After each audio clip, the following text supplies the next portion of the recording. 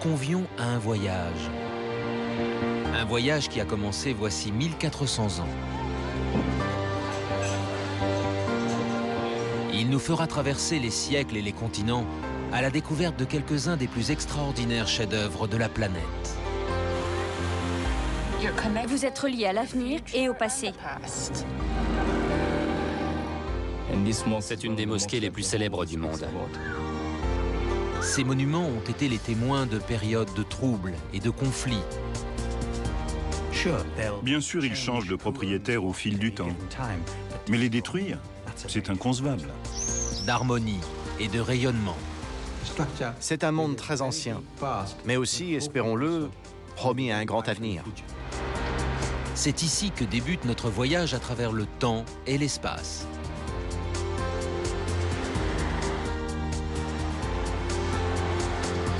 L'histoire qu'il retrace est toujours aussi vivace et rassemble chaque année des millions de fidèles en un lieu unique. Je dois y aller pour le salut de mon âme. C'est le rêve de ma vie. Nous partons à la découverte d'une croyance sur laquelle repose tout un mode de vie. L'histoire que nous allons vous raconter est celle de l'islam, qui a inspiré à l'homme quelques-unes de ses plus belles réalisations.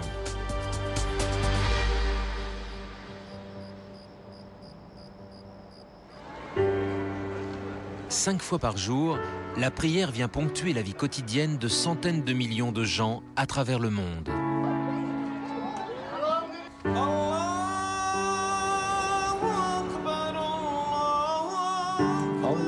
C'est elle qui unit spirituellement tous les musulmans de la planète. Dans quelque endroit qu'ils se trouvent, les croyants se tournent vers la ville où tout a commencé. La première et la plus importante merveille du monde musulman. La Mecque. La ville sainte est le berceau du prophète Mahomet et de la religion qu'il a fondée voici 1400 ans.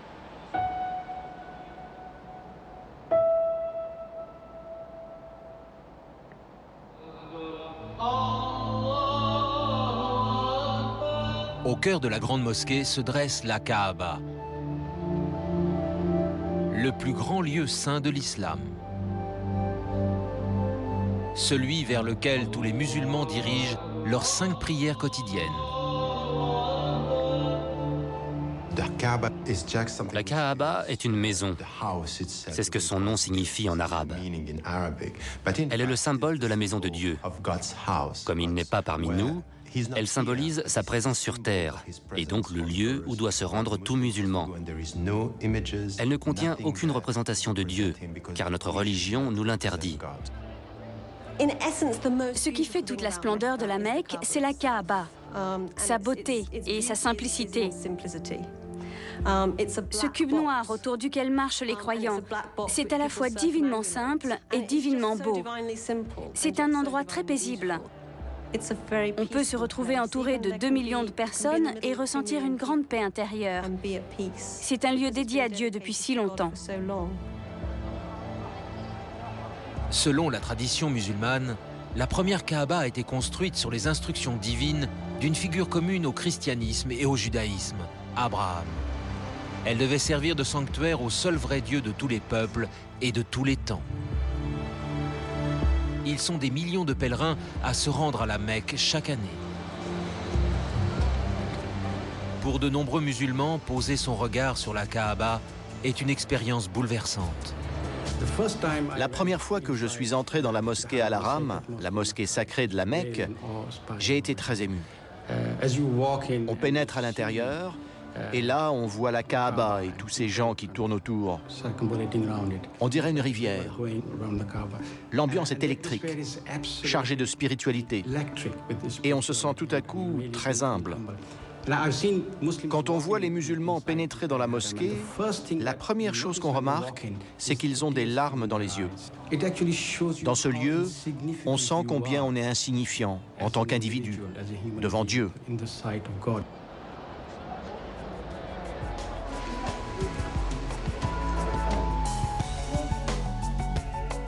Par leurs 5 prières quotidiennes, les musulmans témoignent qu'il n'y a d'autre Dieu que Dieu, et Mahomet est son messager. Ils réaffirment également le message fondateur d'une religion qui compte plus d'1 milliard de fidèles sur la planète.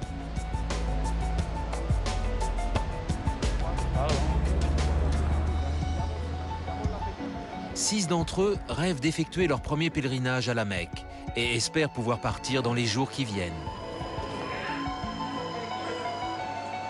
Tous les 6 vivent à proximité de l'une des plus importantes et des plus belles mosquées du monde.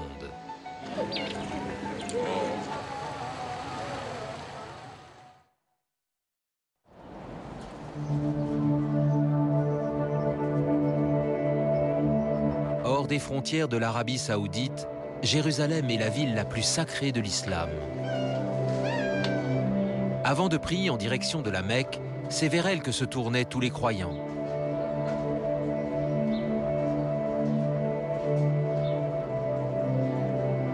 Dans presque toutes les vues de Jérusalem, on aperçoit la coupole grise de la mosquée Al-Aqsa, la deuxième merveille de notre voyage. Tout près se dresse le somptueux dôme du rocher.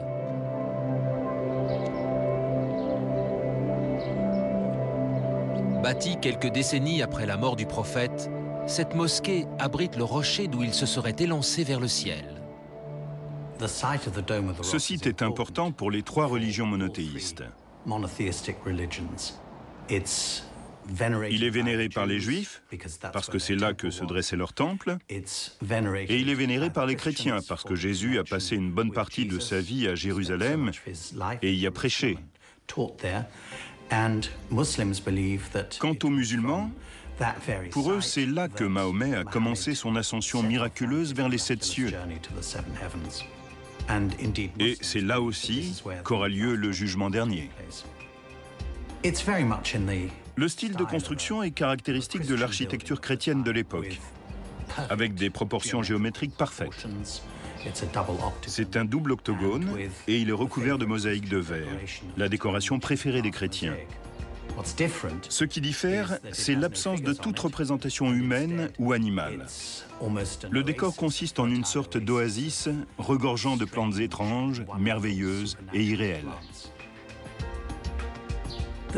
Si les grands monuments musulmans de Jérusalem sont parvenus jusqu'à nous, c'est parce que les Juifs et les chrétiens les vénèrent tout autant que les musulmans. Bien sûr, ils changent de propriétaire au fil du temps. Mais les détruire, c'est inconcevable.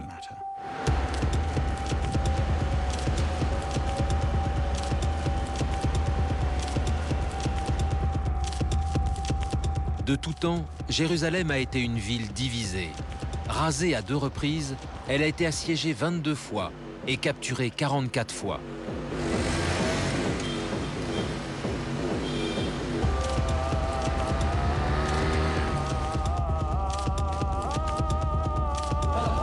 Sameh Abdin est livreur de journaux.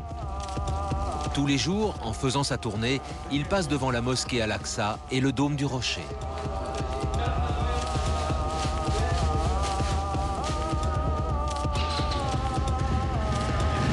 Sameh a 23 ans et il est palestinien. Il vit à Jérusalem-Est où il a grandi.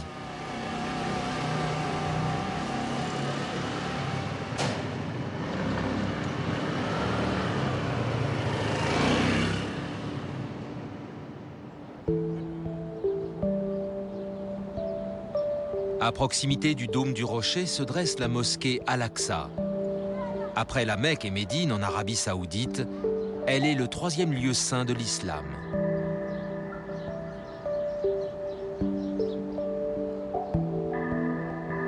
Sameh vient s'y recueillir le plus souvent possible. Nous le rejoignons aujourd'hui pour la prière de l'après-midi, l'Asr.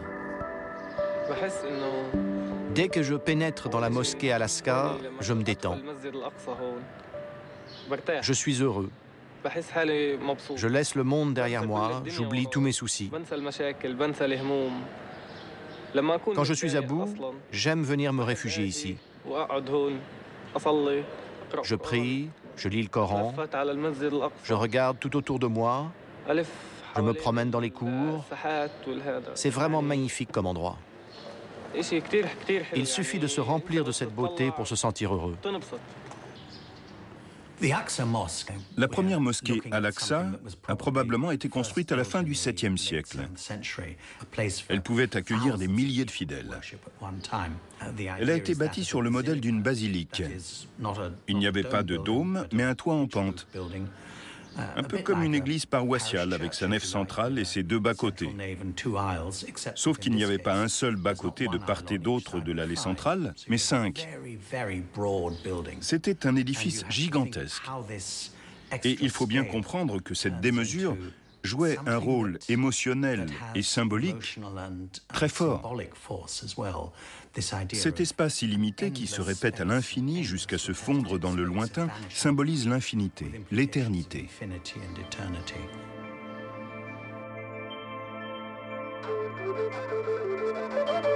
Les créateurs d'une telle merveille ont trouvé leur source d'inspiration dans les versets du Coran.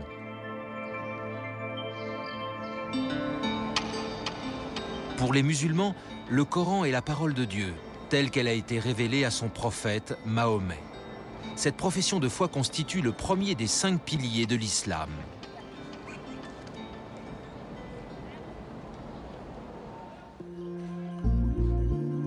La maison de Sameh domine le dôme du rocher et la mosquée Al-Aqsa.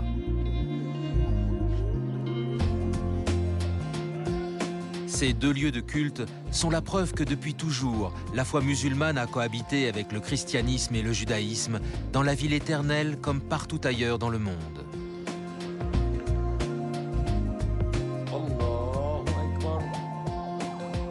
À la tombée de la nuit, la famille de Sameh se rassemble pour prier. Comme tous les musulmans depuis plus de 1000 ans, elle se tourne vers le berceau de l'islam que Sameh espère découvrir dans quelques jours.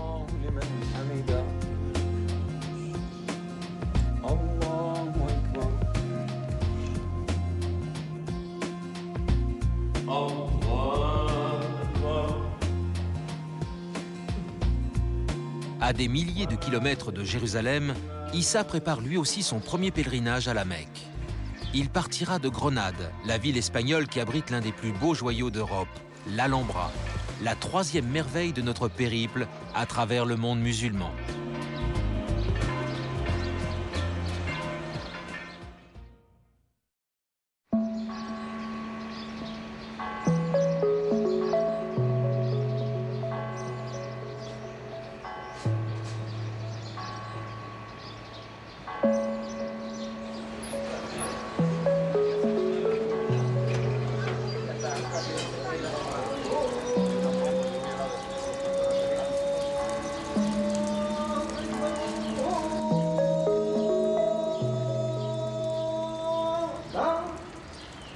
Chaque matin, Issa Lopez répond à l'appel à la prière. Comme tous les musulmans, le jeune homme respecte le rituel des ablutions et se lave les mains, le visage et les pieds.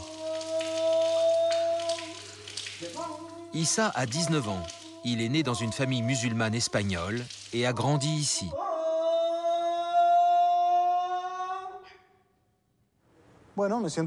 Je suis fier parce que Grenade, c'est ma ville.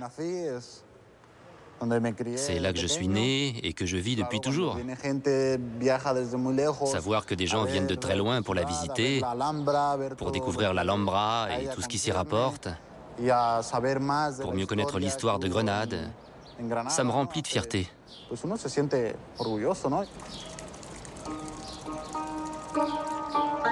Conçue par des architectes musulmans et construite au XIIIe siècle par les souverains arabes d'Andalousie, l'Alhambra célèbre la beauté et l'art islamique, inspirés de la vision coranique du paradis.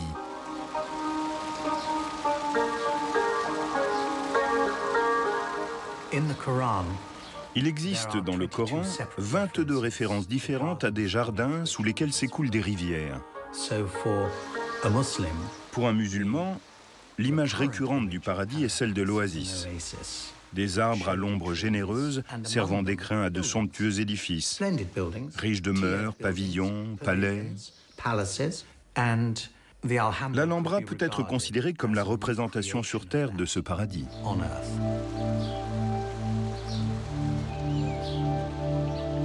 Ce palais est l'un des monuments les plus visités d'Europe. Mais rares sont les touristes qui connaissent la nouvelle mosquée de Grenade, édifiée de l'autre côté de la vallée. C'est ici qu'Issa vient prier chaque matin. La prière du matin, appelée Fajr, s'accomplit entre l'apparition de l'aube et le lever du soleil.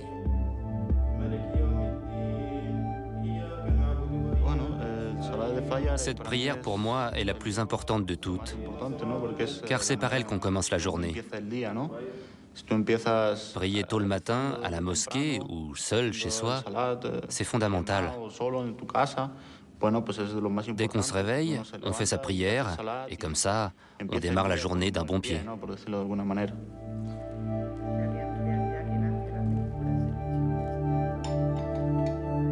Les parents d'Issa se sont convertis à l'islam avant sa naissance. À la fin des années 70, l'Espagne post-franquiste redécouvrait la démocratie et avec elle, la tolérance religieuse. L'islam a croisé notre chemin. Et c'est curieux parce qu'il avait été gommé de notre histoire, des livres, de l'enseignement. Des liens très étroits unissaient l'Andalousie à l'islam. Mais naturellement, tout ce qu'on nous a appris, c'est que les Maures avaient débarqué, avaient conquis le sud de l'Espagne et en avaient été expulsés. C'était tout ce qu'on savait sur cette culture, sur l'histoire de l'islam en Espagne.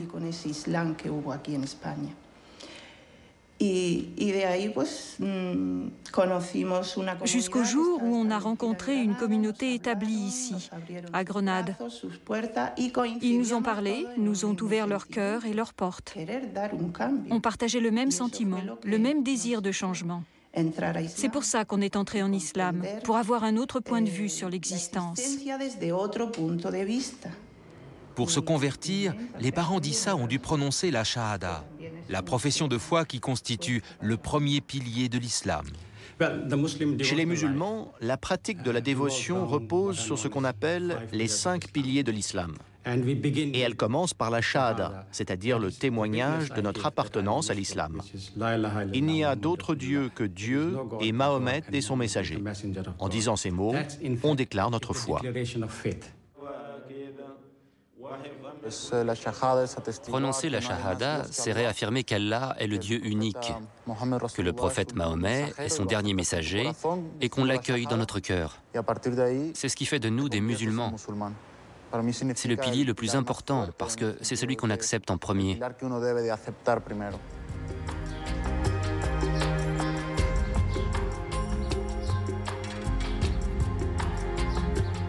La shahada est ce qui définit un musulman, qu'il soit né dans cette religion ou qu'il se soit converti par la suite. Ce sont les premiers mots qu'entend un nouveau-né et les derniers qu'on prononce au chevet d'un mourant. Ce sont des paroles d'une portée immense qui unissent tous les musulmans du monde.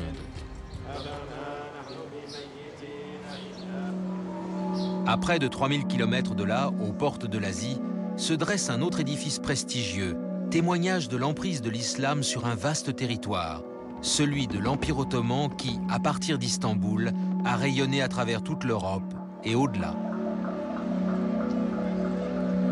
Voici 400 ans débutait la construction d'un des monuments les plus célèbres du continent européen, la Mosquée Bleue, notre 4e merveille du monde musulman.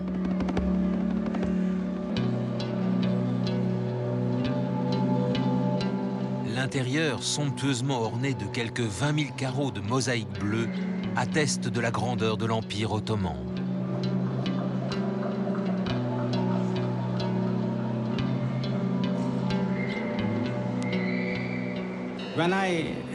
Quand je pense à une mosquée, c'est tout de suite la mosquée bleue qui me vient à l'esprit.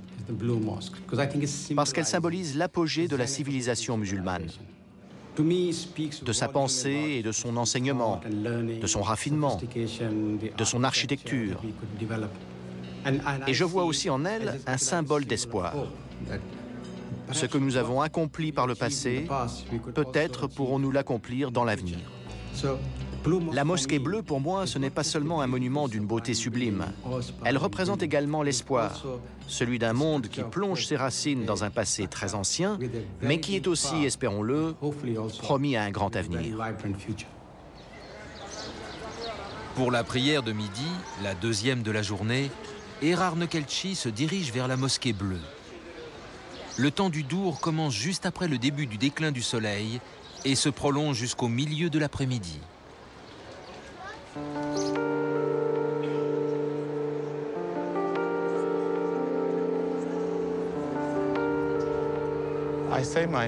Je prie parce que j'en ressens le besoin.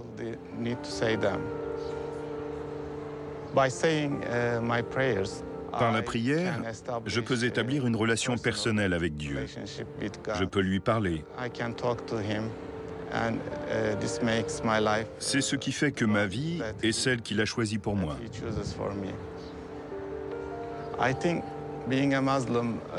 Être un musulman est un combat de tous les instants. On lutte sans cesse pour faire les bons choix.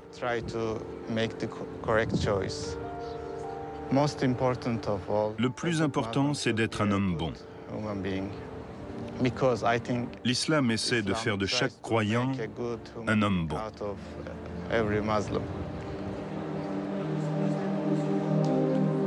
La prière joue un rôle fondamental dans la vie d'un musulman et constitue à ce titre le deuxième pilier de l'islam.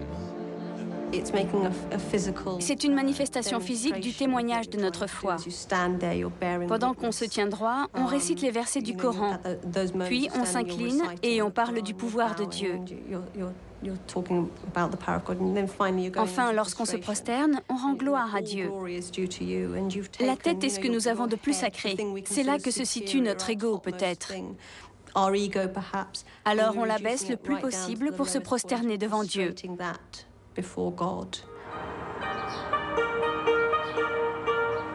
Quelles que soient leurs divergences dans leurs opinions et leur mode de vie, tous les musulmans du monde s'unissent dans la prière. La prochaine étape de notre voyage nous emmène en Afrique de l'Ouest, à la découverte d'un monument stupéfiant. Cette mosquée, la plus grande structure en pisé de la planète, est notre 5e merveille du monde musulman.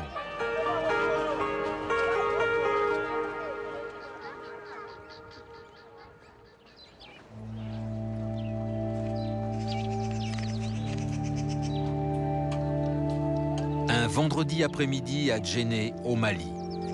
L'air est poussiéreux et brûlant. L'islam est arrivé au Mali au XIIe siècle, introduit par les marchands arabes. Ce pays est l'un des plus grands d'Afrique, mais aussi l'un des plus pauvres. Au cœur de l'ancienne cité se dresse cette extraordinaire mosquée. Le bâtiment d'origine a été bâti au XIIIe siècle par l'un des premiers souverains musulmans de la région. Amadou Thiam a grandi ici. Il vit maintenant à Bamako avec sa famille, mais revient souvent en visite à Djenné. Cette mosquée de Djenné est l'une des plus anciennes du monde. La ville elle-même est prestigieuse. Elle a été un important centre de civilisation islamique. Je crois que cette mosquée, dont un premier édifice fut construit au XIIIe siècle, est inscrite au patrimoine national du Mali. Cette mosquée est caractéristique de l'architecture en pisé d'Afrique de l'Ouest.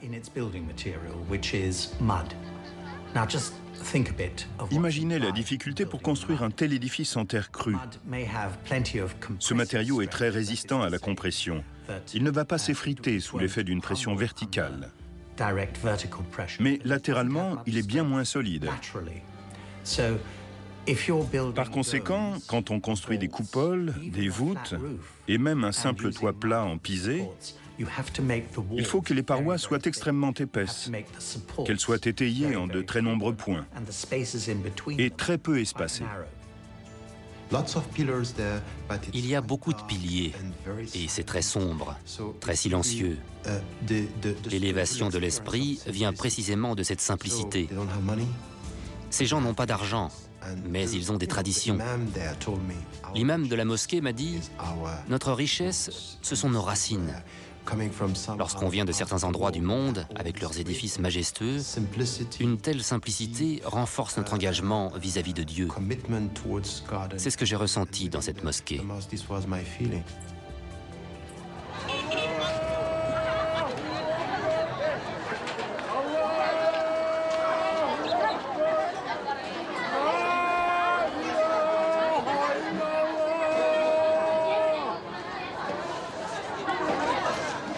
Le centre-ville de Djenné s'anime chaque vendredi, le jour le plus important de la semaine pour un musulman. Amadou est venu se joindre aux nombreux fidèles.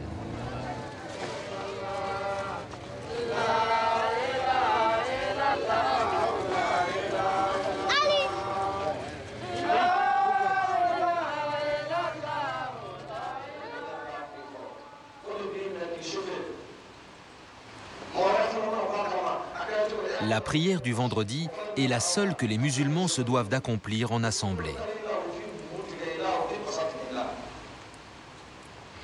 Elle remplace le dour et débute toujours par le sermon de l'imam de la mosquée.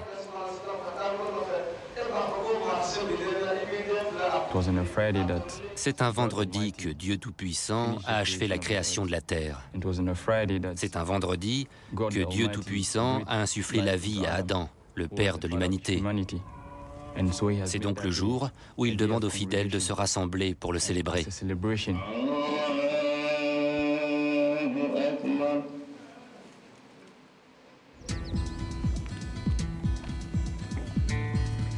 Pour se rendre à la Mecque, Amadou a la chance de pouvoir compter sur l'aide de ses parents.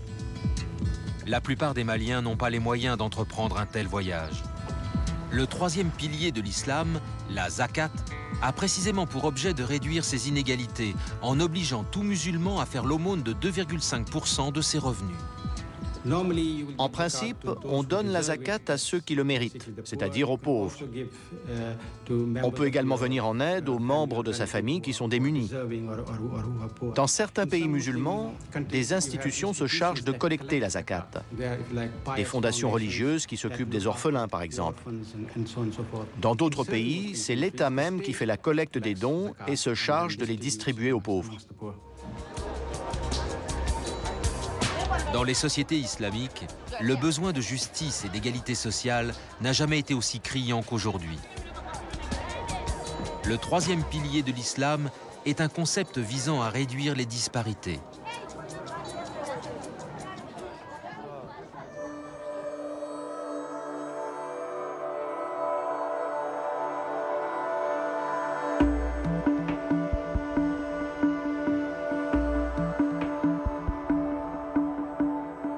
À des milliers de kilomètres de là, le soleil se couche sur Ispahan, où la mosquée de l'imam résonne de l'appel à la prière.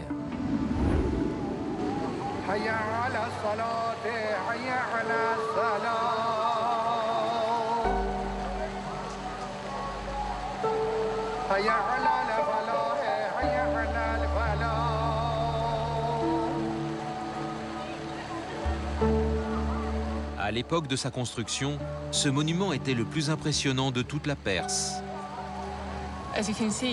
C'est un endroit calme pour venir prier, un endroit chargé d'histoire.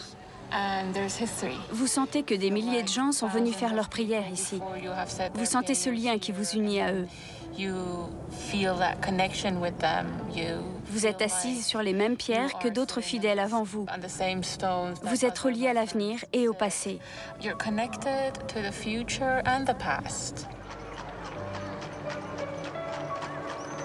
Dans la vie des croyants, la mosquée n'est pas qu'un lieu de culte. Son rôle est multiple.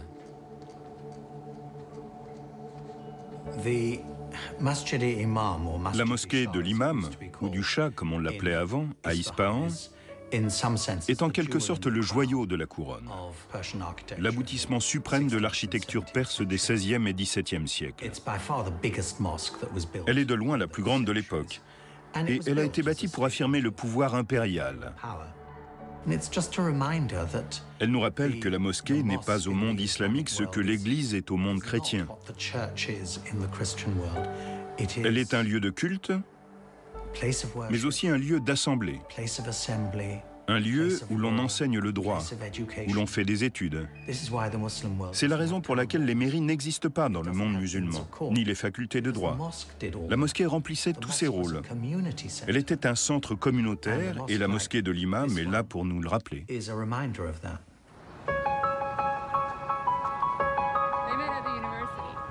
Rana Rahimpou a 25 ans et elle est professeure d'anglais. Comme la majorité des Iraniens, elle est de confession chiite. le schisme entre les sunnites et les chiites, qui représentent environ 15% des musulmans dans le monde, remonte à près de 1400 ans et fait suite à un désaccord sur la succession du prophète.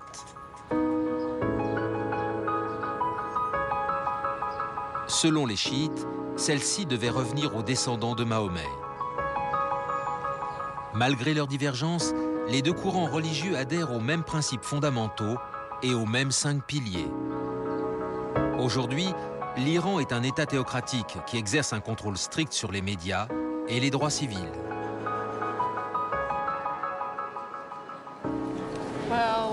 Dans la journée, je travaille. Je suis professeur d'anglais dans un institut et je donne aussi des cours particuliers. Le soir, je sors avec mes amis. 3 fois par semaine, on fait de la gym et de l'escalade une fois le week-end.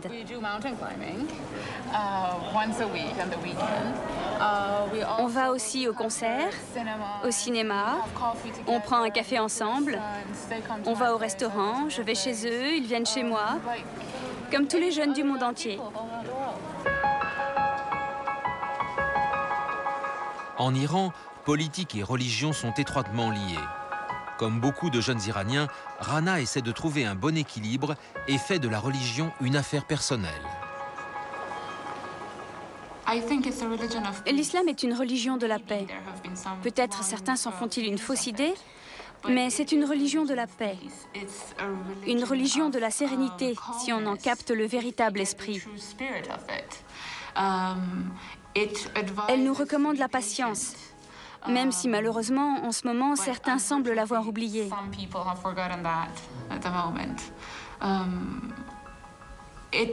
Elle nous donne de l'espoir. Elle est remplie d'espoir.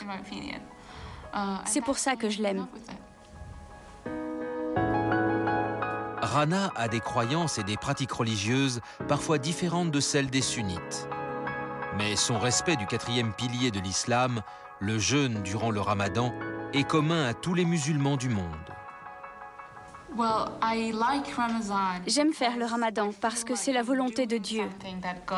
On a faim, on a de quoi manger, de quoi boire, mais on s'abstient simplement parce que Dieu nous le demande.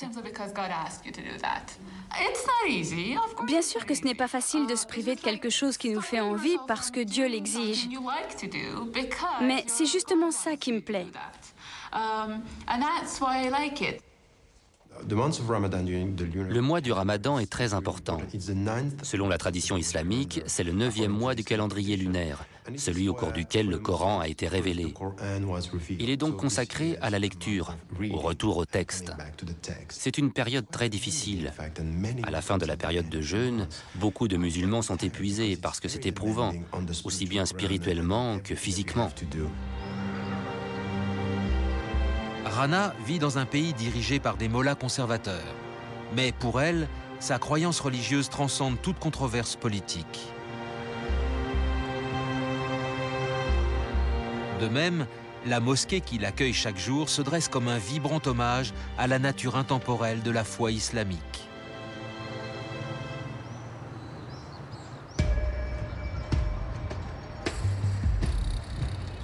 Pour la dernière prière de la journée, et la découverte du 5e pilier de l'islam, notre voyage nous emmène dans l'un des centres de l'Empire moghol que domine un lieu unique et fascinant.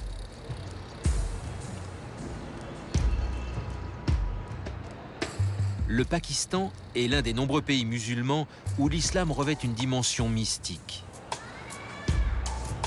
À Lahore, celle-ci trouve sa plus parfaite expression dans l'architecture de la mosquée Badshahi. Je me suis couchée tard cette nuit. J'avais emporté du travail du bureau. Le chauffeur de la société attend. Il n'arrête pas de klaxonner. Je suis en retard. Noreen Salim travaille dans une entreprise de relations publiques à Lahore. Elle vient de se marier et habite chez ses beaux-parents. J'ai une journée très chargée aujourd'hui. J'ai 2 rendez-vous et une émission en direct.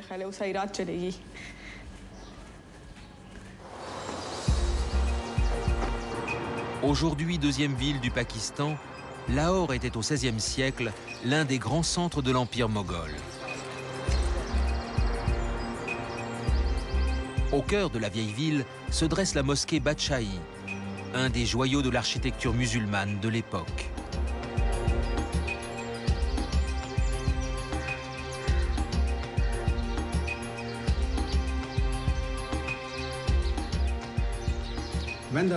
Au moment de sa construction, c'était la plus grande mosquée du monde. Et elle est vraiment splendide. C'est un monument extraordinaire. On passe par d'innombrables portes. Chaque porte mène à une autre porte, nous entraînant dans un voyage qui ne finit jamais. Le plus remarquable, c'est que malgré son aspect imposant, c'est une structure très ouverte, très aérée. Où que l'on soit, on sent l'air frais qui circule. Cette mosquée reflète la nature de l'islam moghol. Cet islam qui se voyait comme un système ouvert, disposé à accueillir tous ceux qui souhaitaient y adhérer.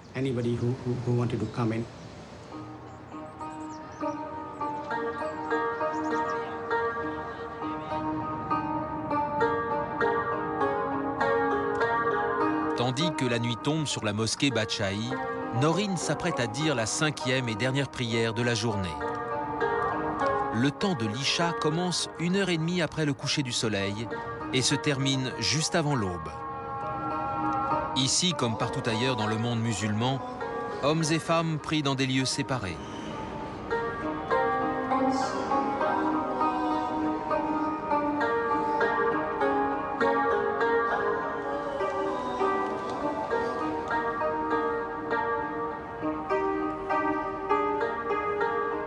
Le pèlerinage à la Mecque, le Hajj, est le 5e pilier de l'islam.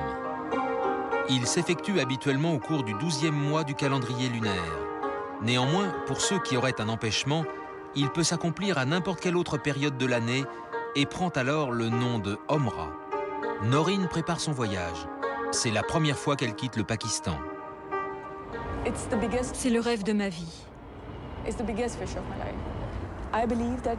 Ce pèlerinage va me permettre de m'élever spirituellement, de me rapprocher d'Allah.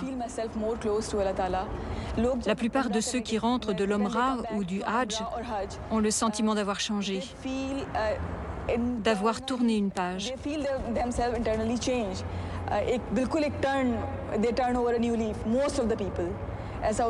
Ils ne sont plus les mêmes quand ils reviennent.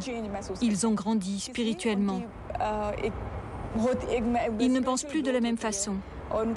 Ils ont changé d'état d'esprit. À la Mecque, Noreen retrouvera les 5 autres pèlerins qui, comme elle, réalisent le vœu de toute une vie, prier dans la capitale religieuse de l'islam. Nous avons été autorisés à pénétrer avec nos caméras au cœur de la ville sainte, la plus grande merveille du monde musulman. C'est un rare privilège.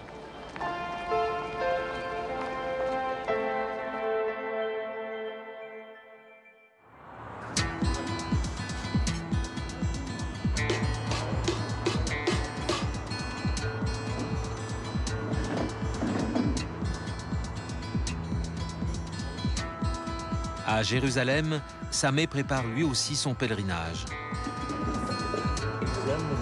Son père est déjà allé 2 fois à la Mecque.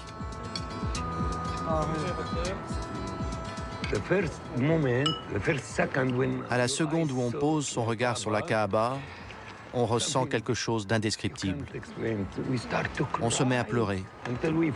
Pendant les 7 jours et jusqu'à la fin, on pleure, on pleure. Je ne m'y attendais pas du tout.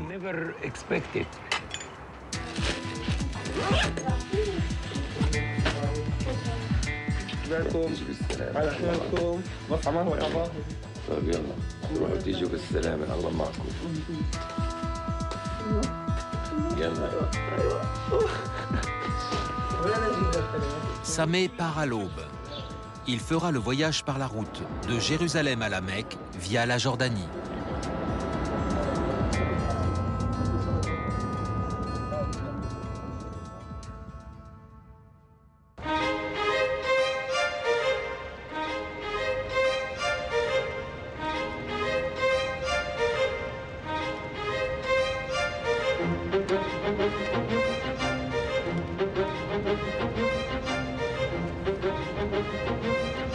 De nos 6 pèlerins, c'est Sameh qui effectue le trajet le plus rapide et qui arrive le premier dans la ville sainte. Avant de commencer l'Omra proprement dite, il doit se changer.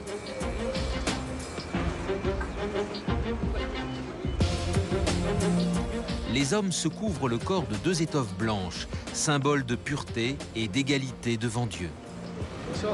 Si Dieu le veut, je suis prêt pour l'Omra. C'était le rêve de ma vie. J'ai retiré mes vêtements et maintenant je porte la tenue traditionnelle des pèlerins. L'Ihram rend tous les hommes égaux, les met tous au même niveau. Les riches, les pauvres, les noirs, les blancs. Devant Dieu, nous sommes tous égaux.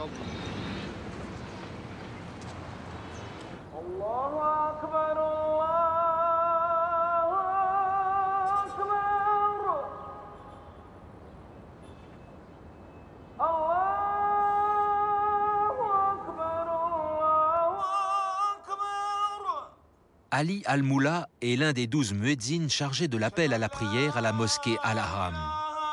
C'est une tradition dans sa famille depuis des siècles. Mon père, mon oncle, le frère de mon père, mon autre oncle, qui était aussi le frère de mon père, l'oncle du côté de ma mère, mes grands-pères, du côté de ma mère et du côté de mon père, ils étaient tous muezzins à la mosquée sacrée. J'ai passé toute mon enfance dans la cour de la mosquée. C'est là que j'allais en classe. Et à la fin des cours, on avait le droit de courir partout, de jouer. Évidemment, je précise qu'on ne jouait pas au football. Non. On courait, on plaisantait, on bavardait. Ici, au beau milieu de la mosquée. La ville dans laquelle a grandi Ali Al-Moula a certes changé, mais la plupart de ses traditions demeurent.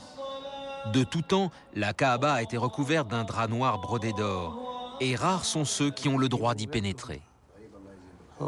Elle n'est ouverte que 2 fois par an pour être nettoyée. La personne qui en détient la clé et qui est seule autorisée à l'utiliser est Cheikh Abdulaziz Al-Shebi, un privilège dont jouit sa famille depuis l'époque du prophète.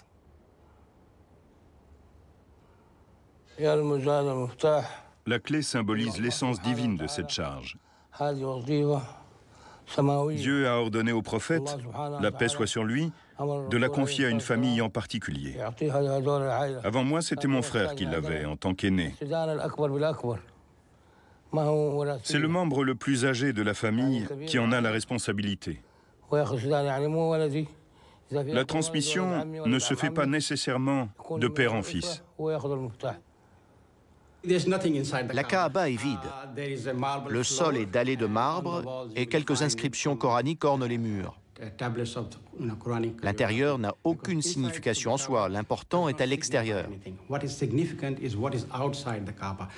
Le rôle de la Kaaba est de servir de point de convergence aux musulmans. Une fois à l'intérieur, on peut se tourner dans n'importe quelle direction.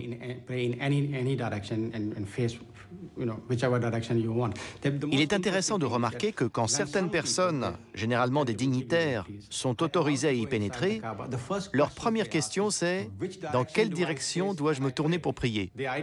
Et la réponse est « Ça n'a aucune importance ». C'est à l'extérieur que la Kaaba prend tout son sens. Elle unit tous les musulmans en leur indiquant vers où se tourner et donc dans quelle direction s'engager moralement. Moving in terms of morality and ethics.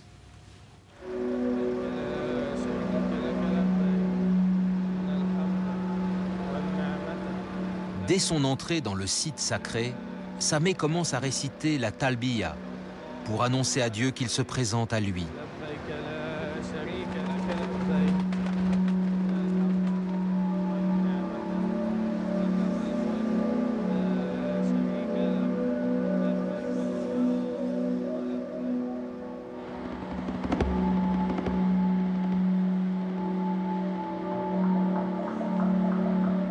Sameh pénètre ensuite dans la cour de la mosquée et pose enfin le regard sur la Kaaba.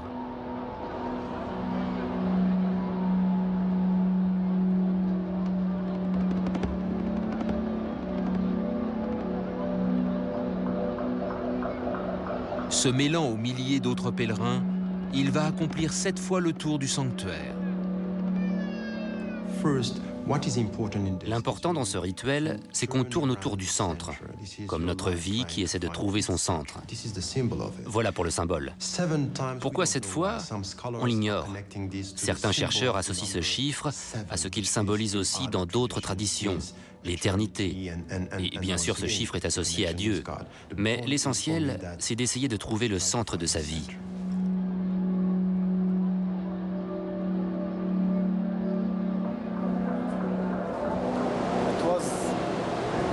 C'était incroyable, merveilleux et étrange aussi. Je me sentais en sécurité, proche de Dieu. Venir de Jérusalem et voir la Kaaba, c'est extraordinaire.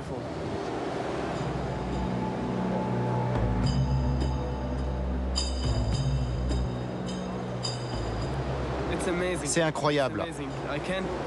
Je ne peux pas trop parler. Je suis très ému.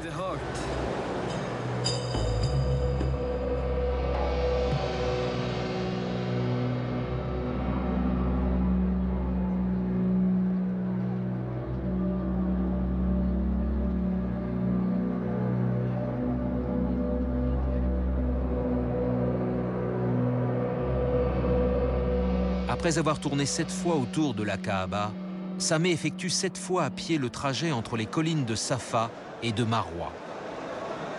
Ce rituel commémore les 7 allers-retours que fit en courant Agar, l'épouse d'Abraham, alors qu'elle cherchait désespérément de l'eau pour son bébé. Et c'est à la source qu'elle découvrit que viennent boire aujourd'hui les millions de pèlerins. Là encore, on remarque le lien qui existe entre la quête de l'eau, symbole de pureté, et la recherche du centre de l'existence, et la prière. Tout est lié, la prière, l'unicité de Dieu, la quête de l'eau et du centre de l'existence. Tout est question de pureté, de spiritualité et de proximité avec Dieu.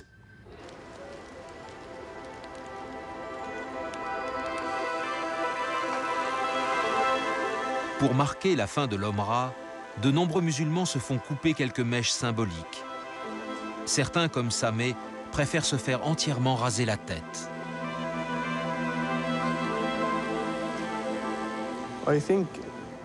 J'ai fait l'Omra pour mon frère qui est mort. C'est le deuxième motif de mon pèlerinage à la Mecque.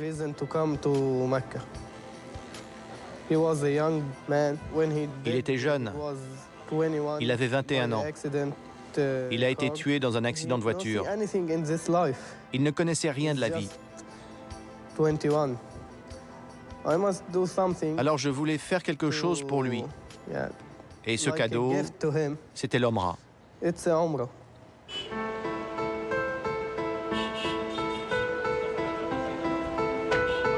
Ayant accompli le Hajj, Sameh s'en retourne à Jérusalem.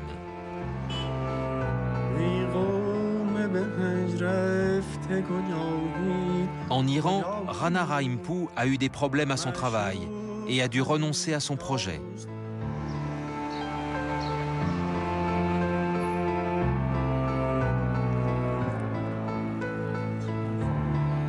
Nos 4 autres pèlerins qui ont rendez-vous à la Mecque sont sur le départ.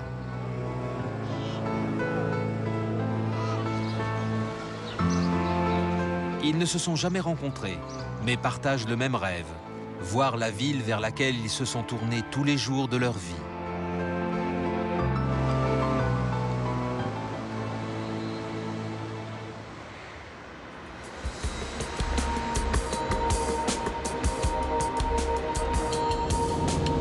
Le pèlerinage à la Mecque est le 5e pilier de l'islam depuis que le prophète l'a ordonné, voici des centaines d'années.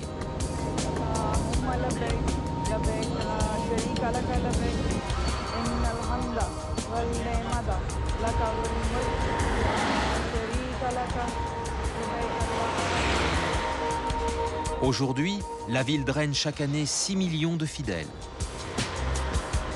L'Arabie saoudite interdisant aux femmes de se déplacer seules, Noreen est venue accompagnée de son mari. Contrairement à Amadou, Erarn et Issa, elle n'a pas à revêtir les étoffes blanches. Elle doit seulement se couvrir le corps et la tête. C'était un des rêves de ma vie. Tous les musulmans du monde se tournent vers la Kaaba depuis plus de 1400 ans. Et moi, je vais la voir. Ça va être un moment unique. Un moment inoubliable. Chaque minute qui passe me rapproche de la Kaaba. Je suis de plus en plus nerveux. J'ai le cœur qui bat, la bouche toute sèche. Je vais vivre le moment le plus important de ma vie. Je vais enfin voir ce dont j'ai rêvé toute ma vie.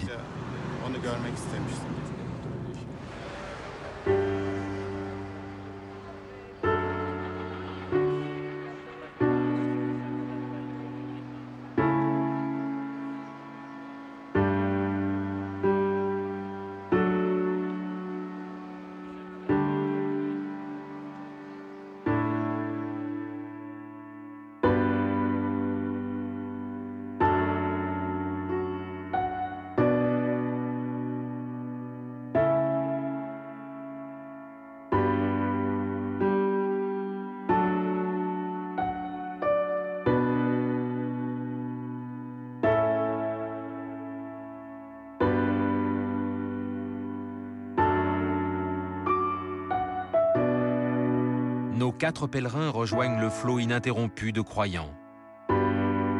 Ici, dans l'enceinte de la mosquée sacrée de la Mecque, rien ne sépare les hommes des femmes.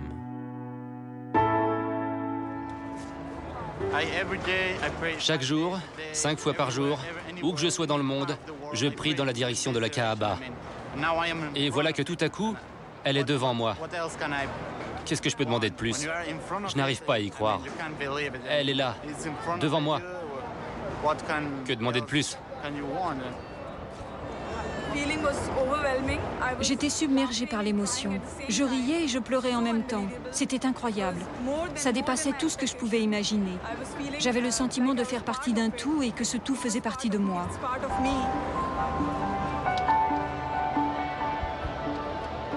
Je ne me rendais même pas compte qu'on me bousculait. Je me sentais tellement proche d'Allah. J'étais tellement occupée à regarder la Kaaba. Il n'y avait plus qu'Allah et moi.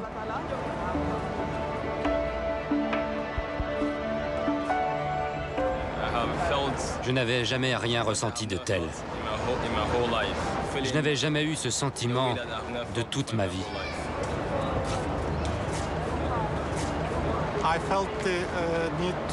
J'ai éprouvé le besoin de passer des heures, des jours à la regarder, à essayer de comprendre sa signification.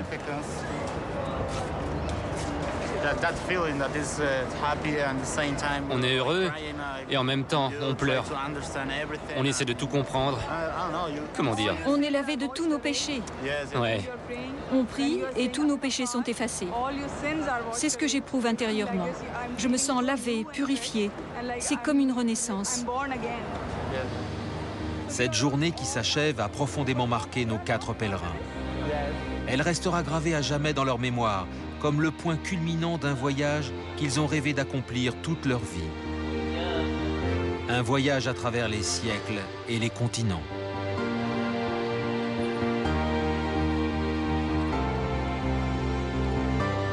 Partis du berceau du prophète, nous avons découvert les extraordinaires créations que son message n'a cessé d'inspirer.